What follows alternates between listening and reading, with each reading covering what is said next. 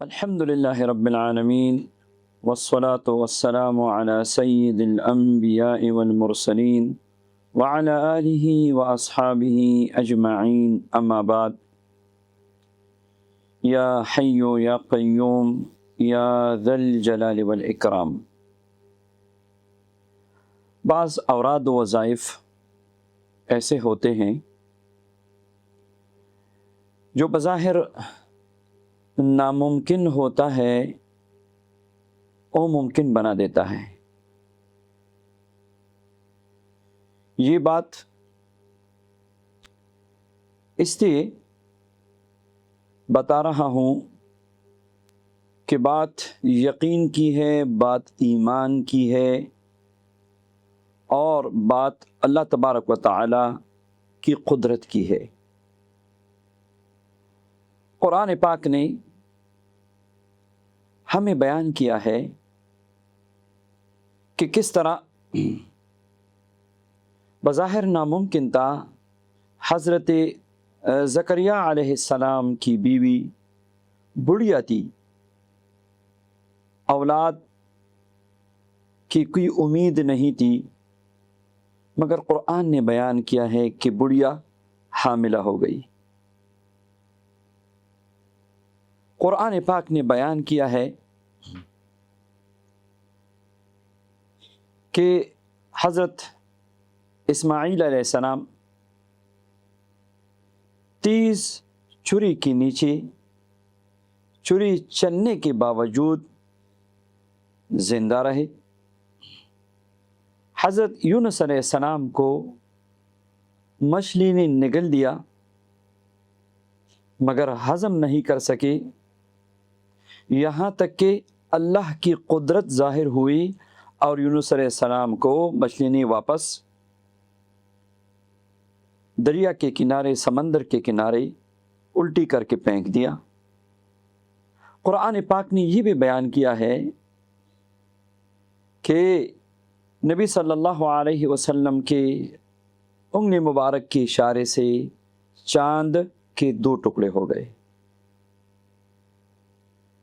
قرآن پاک نے یہ بھی بیان کیا ہے کہ ایک شیرخوار بچہ، بظاہر اس کا کلام کرنا، اس کی بات کرنا، پھر عقل اور سمجھ کی بات کرنا ناممکن ہے، مگر سیدنا عیسیٰ علیہ السلام کی بات، حضرت یوسف علیہ السلام کی پاک دامنی کی گواہی دینے والا بچہ، انہوں نے کلام بھی کیا، بات بھی سمجھائی، عقل و دانش کی باتیں بھی کی۔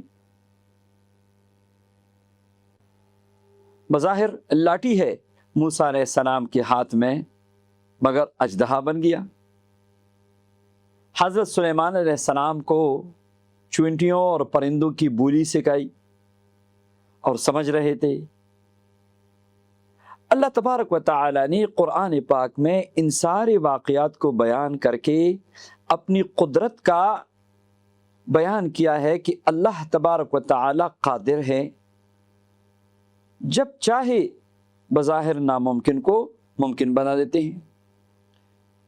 احادیث پاک میں مشہور واقعہ ہے، اور نبی کریم صلی اللہ علیہ وسلم کا ایک بڑا معجزہ ہے کہ برتن میں انگلیاں مبارک رکھی اور انگلیوں سے پانی کی چشمے روانہ ہو گئے، جاری ہو گئے۔ تو یاد رکھیے، اگر ان باتوں کو سامنے رکھ کر ہم دیکھیں تو ہماری حاجات کیوں پوری نہیں ہوگی؟ اللہ تبارک و تعالی ہماری دعاؤں کو کیوں قبول نہیں فرمائیں گے؟ ضرور قبول فرمائیں گے۔ اوراد وظائف کی برکت ہی یہی ہے کہ بندہ گڑ گڑا کے مانگے، اللہ تعالیٰ کے ایسے اسم اعظم کے ذریعے ایک خاص ترتیب کے ساتھ مانگے، توجہ سے مانگے، وظیفہ پڑھے۔ شرط یہ ہے کہ وظیفہ صحیح ہو، شرط یہ ہے کہ آپ کامل یقین سے پڑھے، تو آپ کا قرضہ کیوں ادا نہیں ہوگا، دست غیب کا دروازہ کیوں نہیں کھلے گا، اور تسخیر کی برکات کیوں نصیب نہیں ہوگی، رزق میں کشادگی کیوں نہیں آئے گی، اور مشکلات کے پہاڑ کیوں ریت کے ذرات بن کے کیوں نہیں گریں گے؟ ضرور گریں گے۔ آپ کی بندشیں ختم ہوگی، آپ کی زندگی بدل جائے گی۔ کمی ہے ہماری یقین میں، اور کمی اس بات میں ہے کہ ہم صحیح اعمال و وظائف پڑھتے نہیں۔ تو آئیے آج کے درس میں ایک ایسا ہی مبارک وظیفہ آپ سب کو دینا چاہتا ہوں تاکہ اللہ تبارک و تعالیٰ کی قدرت کا آپ مشاہدہ کریں اور اللہ تبارک و تعالیٰ سے اپنی مشکلات اور پریشانیوں کو آپ حل فرمائیں، اور اللہ تبارک و تعالیٰ کی غیبی مدد کو آپ اپنی آنکھوں سے دیکھیں۔ تو وظیفہ کیا ہے؟ ورد کون سا ہے؟ یا حیو یا قیوم یا ذی الجلال والاکرام، یا حیو یا قیوم یا ذی الجلال والاکرام۔ ذال کا زبر پڑھنا ہے، منادا مضاف ہے، تو یا حیو یا قیوم یا ذی الجلال والاکرام۔ اس کے پڑھنے کے چند طریقے ہیں۔ سب سے آسان طریقہ تو یہ ہے کہ آپ ہر نماز کے بعد 5 مرتبہ پڑھنا شروع کریں۔ اس کی ایک برکت تو میں نے یہ دیکھی ہے کہ جو بندہ یہ وظیفہ یا حیو یا قیوم یا ذی الجلال والاکرام ہر نماز کے بعد 5 مرتبہ پڑھتا ہے اس نیت سے کہ اللہ حرمین کی زیارت نصیب فرمائے، تو انشاءاللہ ضرور اللہ تبارک و تعالی حرمین شریفین کی زیارت نصیب فرمائے گا۔ یہ آنکھوں سے دیکھا مشاہدہ ہے، اور یہ ایک بندے کا نہیں، کئی بندے حرم میں اور حرم کے علاوہ جو مجھے ملے ہیں، کہا آپ کا وظیفہ پڑھا اور آپ کے یا حیو یا قیوم یا ذی الجلال والاکرام کی وظیفے کی برکت سے بغیر کسی سبب کے اللہ نے حرم کی زیارت نصیب کی۔ اللہ ہم سب کو بھی نصیب فرمائے، بار بار آمین۔ کسی بھی حاجت کے لیے، کسی بھی پریشانی میں دوسرا طریقہ یہ ہے کہ یا حیو یا قیوم یا ذی الجلال والاکرام 505 مرتبہ آپ پڑھنا شروع کریں ایک مجلس میں، کسی بھی وقت پڑھیں، کوئی جلالی جمالی پریز کی ضرورت نہیں ہے۔ اول و آخر 5 بار درود پاک کے ساتھ یا حیو یا قیوم یا ذی الجلال والاکرام پڑھے۔ بظاہر جو ناممکن ہے انشاءاللہ اللہ کی قدرت سے ممکن ہو جائے گا، یقین اور توجہ شرط ہے۔ تیسرا طریقہ یہ ہے کہ یا حیو یا قیوم یا ذی الجلال والاکرام اس کی 100 لاکھ کی تعداد پڑھ کے آپ اس کے عامل ہو جائیں گے۔ عامل بننے کا فائدہ یہ ہے کہ ان کلمات کی تاثیر بڑھ جائے گی۔ جب آپ پڑھیں گے اپنے لیے یا کسی اور کے لیے، اس کی تاثیر بڑھ جائے گی۔ تو 100 لاکھ کی تعداد روزانہ 3125 مرتبہ پڑھ کے تو آپ 40 دن میں 100 لاکھ کی تعداد پوری کریں۔ اس میں بھی زمان و مکان کی قید نہیں ہے، البتہ جب پڑھے تو توجہ کے ساتھ پڑھے، اللہ کی رضا کی نیت سے پڑھے، انشاءاللہ ظاہری باطنی نعمتوں کے دروازے کھل جائیں گے۔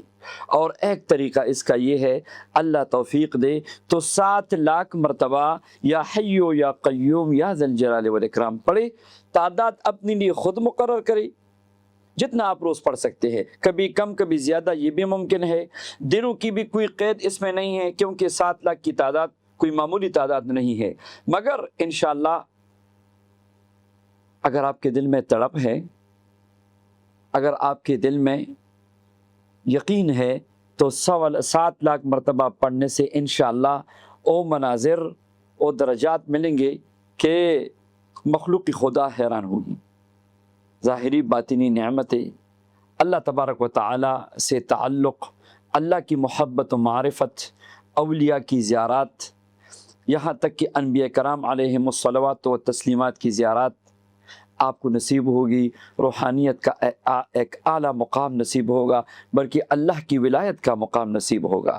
شرط یہ ہے کہ شریعت کے احکام کی پابندی وہ تو ضروری ہے، اور جب آپ وظائف بھی پڑھیں گے، ساتھ میں تقویٰ کا اہتمام بھی کریں گے، تو یہ تو نور علی نور ہے۔ آپ ایسے مستجاب الدعوات بن جائیں گے کہ جس کے لیے بھی 5 مرتبہ پڑھ کے دعا کریں گے انشاءاللہ کبھی آپ ناکام نہیں ہوں گے، اور کبھی آپ نامراد نہیں ہوں گے۔ دنیا بھی ملے گی، آخرت بھی ملے گا۔ آپ اللہ تبارک و تعالی سے اس یقین کے ساتھ جو بظاہر ناممکن کو ممکن بنا سکتا ہے، ان اللہ علی کل شیء قدیر، وہ ذات جو ہر چیز پہ قادر ہے۔ تو انشاءاللہ یہ قرضے، یہ پریشانیاں یہ امت کے لیے پڑے، اللہ امت کی پریشانیوں کو دور فرمائے، اپنے لیے پڑے، اپنے اہل و عیال کے لیے پڑے، دنیا آخرت کے لیے پڑے، سب کو اس کی اجازت ہے۔